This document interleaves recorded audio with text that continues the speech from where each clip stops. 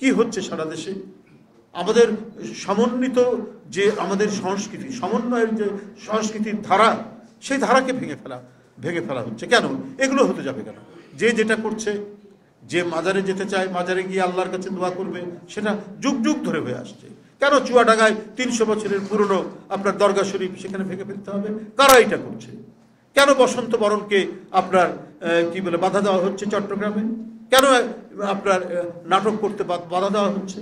আমাদের যে সমন্বয়ের সংস্কৃতি এবং আমাদের যে অগ্রযাত্রার সংস্কৃতি, আমরা যেমন আজান দিলে মসজিদে যাব, আবার ঠিক তেমনি আমরা একসময় নজরুল জয়ন্তী করেছি, আমরা রবীন্দ্র জয়ন্তী করেছি, আমরা বিভিন্ন নাটক অনুষ্ঠান করেছি। আমাদের একাত্তর তো আমাদের অসংখ্য গান এবং উদ্দীপনামূলক গান নাটকের মধ্যে দিয়ে সৃষ্টি হয়েছে। আজকে সেইগুলোকে আঘাত করা হচ্ছে কেন? এটাও তো মনে করি যে একটা পরিকল্পিত কোনো মানে মাস্টার প্ল্যানের অংশ কিনা। আপনার কখনোই একমাত্রিক একটি দেশ হতে পারে না। আমাদের হাজার বছরের সমন্বিত সংস্কৃতির একটা রূপ আছে। শেখ হাসিনা চেয়েছেন একমুখী একমাত্রিক, যা কিছু ইসলামিক, যা কিছু মুসলিম সংস্কৃতির অংশ, সেটাকে তিনি মুছে ফেলতে চেয়েছেন। আমরা সেটারও বিরুদ্ধে।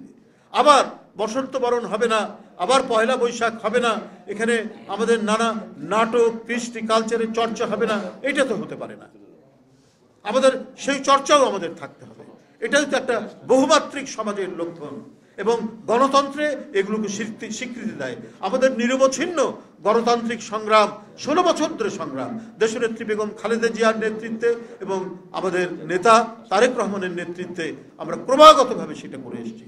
এর মধ্যে কত জনের যে জীবন গেছে, পঙ্গুত্ব বরণ করেছে, দৃষ্টিশক্তি হারিয়েছে, তার শেষ নেই। কিন্তু আমরা চেয়েছি সেই সমাজ, যে সমাজে প্রত্যেককে ধারণ করে, যে সমাজ প্রত্যেককে সেখানে লালন করে।